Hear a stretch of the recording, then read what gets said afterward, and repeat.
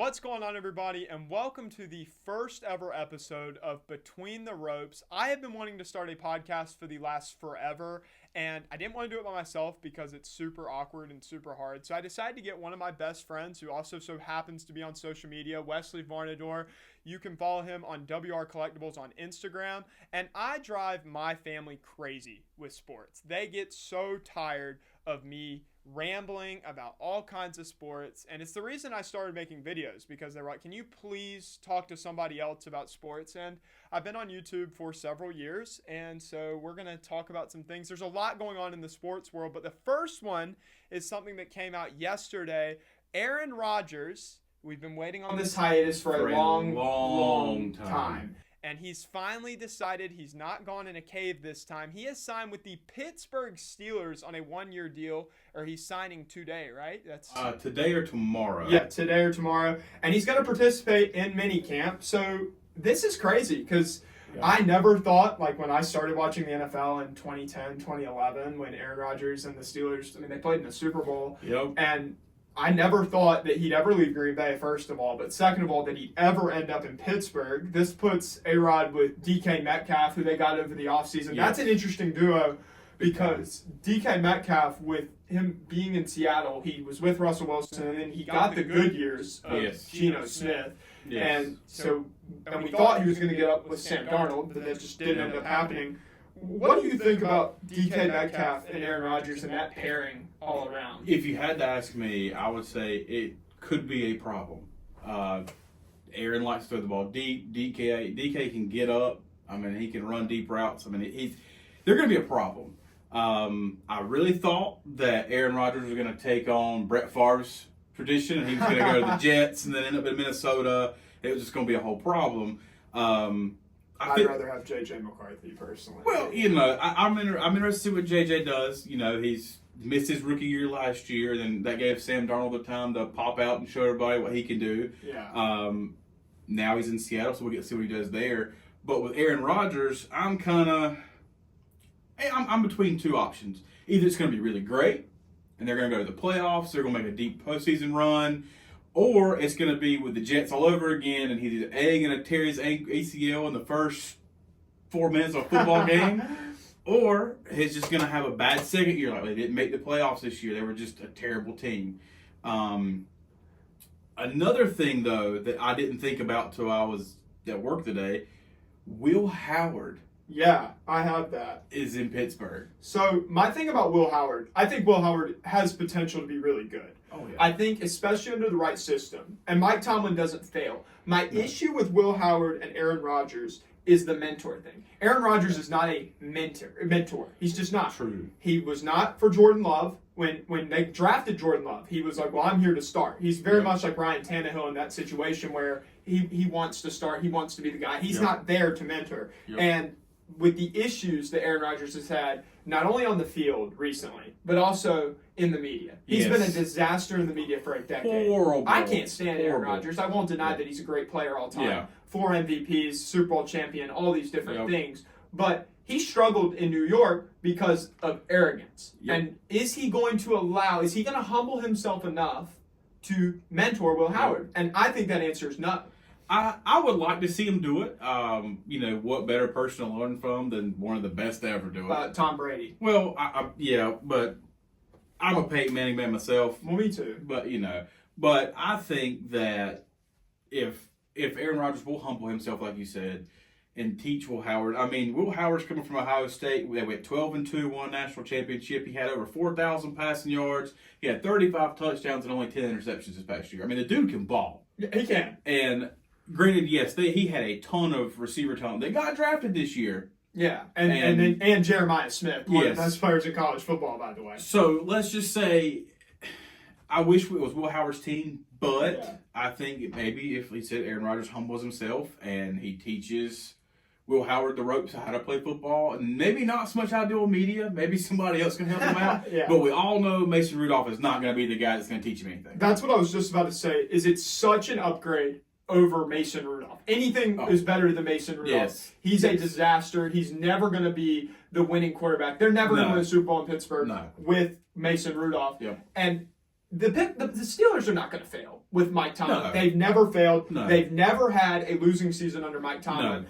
Their floor with Aaron Rodgers is 9-8. Oh, yes, for sure, without a doubt. The ceiling, I have somewhere at 11-6, 12-5. Yeah, they're in a tough division. They are. You got Lamar Jackson and D-Hop now, and the Ravens also extended Derrick Henry. That's a nasty. And Rashad Bateman signed a 3-year, $35 million contract today.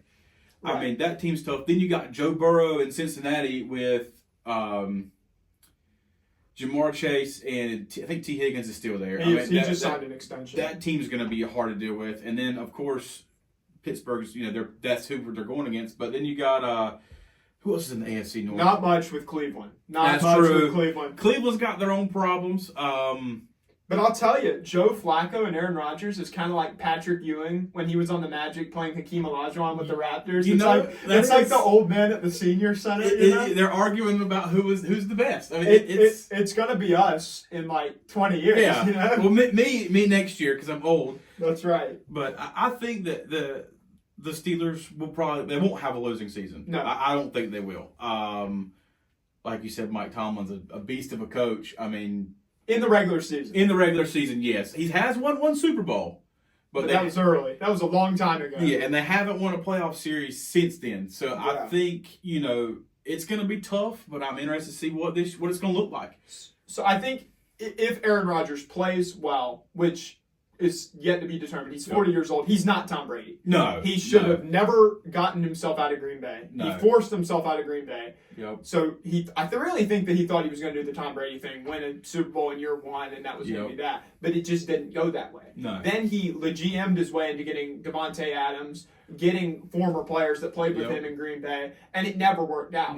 Now here in Pittsburgh, he's got to let go of the reins at some point. This is Mike Tomlin and the Rooney family's team. They're not going to let him run the show. He will be out of Pittsburgh very quickly, and I think there's a reason he signed a one-year deal. I think he knows he's not going to be here long term. I do think that if he plays well, that this does add competition for Baltimore. It does add competition for Cincinnati, and in fact, it actually favors Pittsburgh because of the defensive side of the ball. Zach Taylor has zero defensive knowledge with the Bengals. Joe Burrow is going to have to carry this team. I keep saying that Joe Burrow is like Drew Brees. Yes. He has a great offense. He's a great player, but he has no defense. Yeah. And that is a concern for me. I think Pittsburgh has the advantage in that regard. So I think it'll be interesting to see. It'll be interesting to see through training camp and if he even plays in preseason. I kind of doubt he does. I doubt it. Now, speaking on the defense, the one good thing about Pittsburgh, like you said, is their defense. Yeah. I mean, you've got T.J. Watt, a monster on the edge.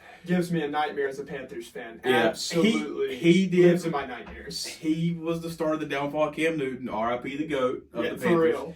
And then they got my man Peyton Wilson from NC State playing middle linebacker. Oh, my gosh. Dude, Panthers fumbled on not picking him. That could be a different episode.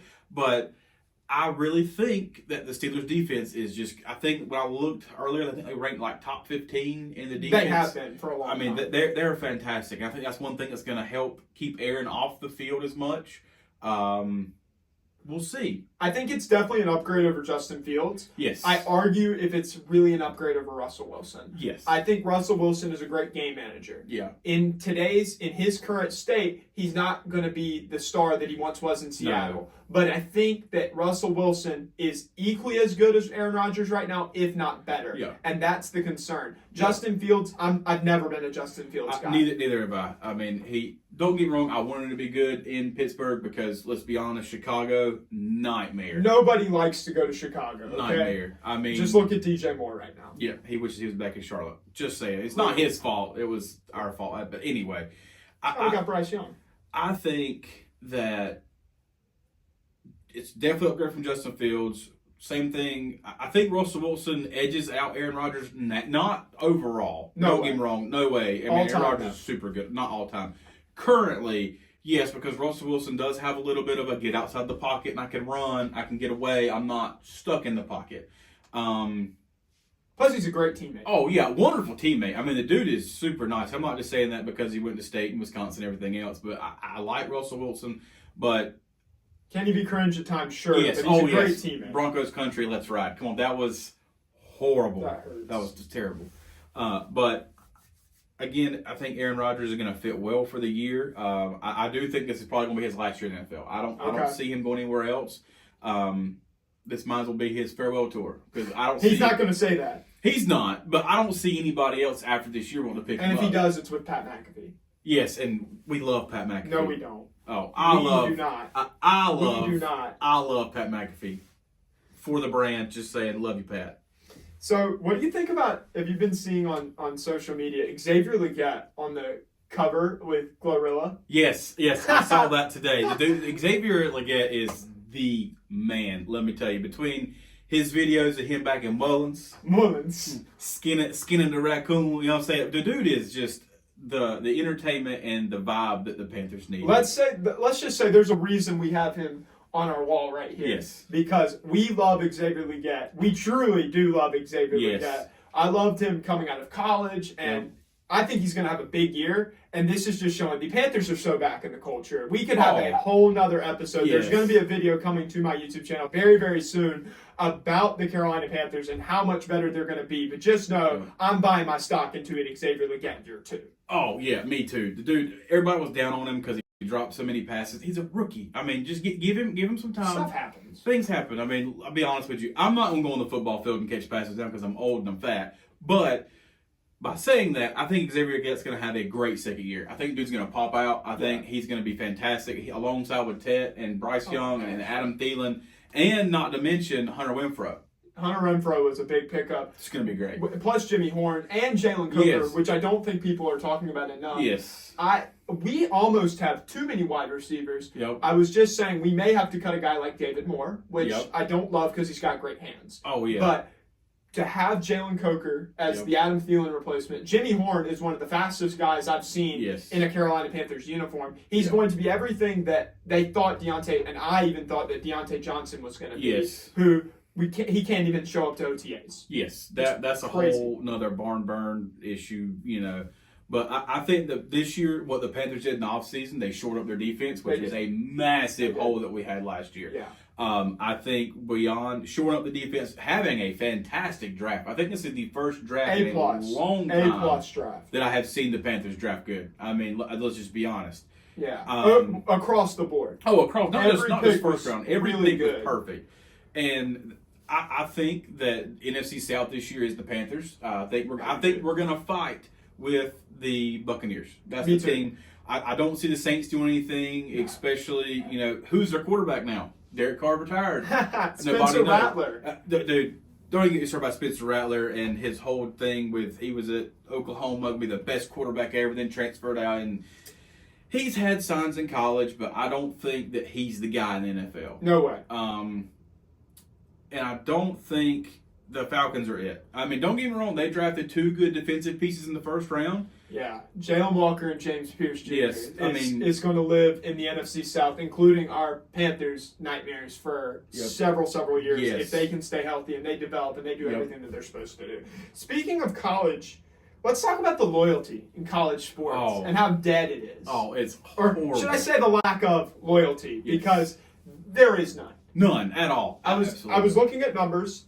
We had 2,700 basketball transfers this year alone. Wow. We had 2,700 FBS transfers in football, 11,000 overall. Yeah. That's insane. And that doesn't include the transfers for baseball that just ended for some teams. Right. I mean, we've still got players playing, and they did this in basketball. They did it in football. We've got teams still playing, including my North Carolina Tar Heels, and guys are hitting the portal left and right. Yep. The transfer portal is not bad on its own when it's an opportunity for a guy to go to a bigger school. Yes. But when you've got a guy like Van Allen Lubin, who has been at 4 schools in 4 years, that's where I have a problem. Yeah. My thing is with the whole transfer portal, it was a good idea, but what they need to do is they need to pull on the reins some, put some restrictions. If you sign an NIL deal with the team, you must stay there for at least 2 years. That's my thing. I think that's a good deal. When you're starting to see colleges hire GMs, I mean, look at Carolina. Yeah, Michael Lombardi. Yeah, and Jim Tanner in basketball. Yeah, I mean, everybody's hiring GMs. Treat it like it's a contract. You sign an NIL deal, minimum of 2 years. Yeah. You have to stay, and you can't leave, or you have to buy out your contract. Yeah. And that's going to be hard for some of these college kids because some of the ones making a lot of NIL money, some of them aren't making the multi-million-dollar deals. Yeah, not everybody's Cooper Flag. Not everybody Arch Manning the Arch Mannings. And, I mean, North Carolina basketball alone put $14 million into their NIL. And I think that their roster is improved from a year ago. I think that NC State is really improved. We haven't seen how much they've actually spent, but they have a ridiculous transfer class coming in. But Van Allen Lubin, let's talk about him. Yeah. Let's talk about Van Allen Lubin. I brought him up just a second ago on purpose to kind of tie him into this. Because I'm very bitter. Very, very bitter about Van Allen Lubin. I was a big Van Allen Lubin fan towards the end of the year. I can't really say that I was a big fan at the start of the year. I talked pretty badly about him because he fumbled a lot of passes. He's 6'8" as a center. I just don't love that overall. But he made a huge impact for us in the ACC tournament and as well when we made March Madness for our one-hit wonder. And now, he's going to NC State. And go Pack. Just say it. It really bothers me. And it's not that he's going to State per se, because we had Dontrez Styles. We've had other guys go from North Carolina to State. It is the first one to go directly to NC State. But my issue with Van Allen Lubin is how he did it. For anybody who doesn't know, Van Allen Lubin had a contract signed with North Carolina. He was fully ready to come back to Chapel Hill for his senior season. He had signed the NIL money, but then he saw what other guys were getting, including Henry Vasar, our transfer from Arizona, who's going to be massive this year, 7'1" with a clip. I mean, he's absolutely nasty. But he saw what Vasar was getting and other guys at his position. He's like, wait a minute, I want a piece of that. And so he transfers out, but he makes this tweet or post on X, whatever you want to call it, and he says he's coming back to North Carolina. He ghosts our coaching staff, completely puts them on block, and says nothing for 2 months. And then all of a sudden, crystal ball comes up for Will Wade and NC State. That's crazy. And then he talks about how, I still always intended to come to North Carolina. It just didn't work out that way. What do you mean it didn't work out? It didn't work out because you blocked our coaching staff. I as a State fan, big time State fan here. I'm kind of excited for it. I'm also excited for our transfer portal class. Y'all's class is ridiculous. And I'm really excited for Will Wade. But as far as the portal goes, it's a problem. You've got teams. Even for us in football, we had 4 or 5 kids that signed NIL deals, and then 2 weeks later, they were transferring out. Same here. That's a problem. It's a problem. I do think that the NCAA needs to do something or figure out a way to do something with the universities, communicate. Because we all know the NCAA sucks. Whoa. Easy. That's my take, not McCarthy's, but mine. Let's get it out of the way. College sports is a zoo. I called it back in December. I made a video about the transfer portal in football. You did. And I called it a zoo. And I say the same thing now in June. It's a zoo. It's a business. They do not care about education. No, it's not an educational They do not thing. care. Nope. And they don't care about camaraderie. No. I think about Bo Parabula, quarterback at Penn State. He's not playing. Drew Aller's the starter. We all know that.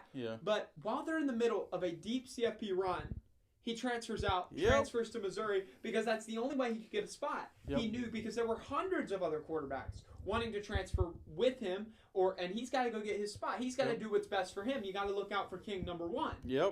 But it shouldn't be that way. No. You should not be able to transfer until after the season. I don't care if your team is in or not. Every team should wrap up the season before we think about the transfer portal. After that, it's fine. We'll transfer. There's got to be some restrictions. It's got to be treated like free agency. We've got to have some control. At this point, we've gone too far gone. We have to have some control. Yes, it's got to be. I think about the ECU baseball team right now. Cliff Godwin, he's going crazy on X right now, saying our system's so broken. We have coaches at Power 4 schools texting our players directly who are not in the portal, and we have proof. Can you imagine in the NBA right now, Pascal Siakam, he's about to play for a championship. If he got called by the guys at the Pelicans or the Knicks, hey, Pascal, you ready for next year? Come play with us. Exactly. Adam Silver would have none of that. Oh, he would flip. Can you imagine Josh Allen with the Buffalo Bills, and he gets a call from Dave Canales or Raheem Morris or any Todd Bowles, and they're like, hey, Josh, what you doing? You ready for next year? Roger Goodell would go, that's tampering. Or Roger Goodell would burn it down. It would not happen. Yeah, be gone. But for some reason, because it's hidden behind the thing of education, and everybody's argument is, well, students transfer all the time. Yep. Yeah, but this isn't about education. Your students aren't getting paid millions of dollars to go to school. They're going into debt. Yeah, exactly. So exactly.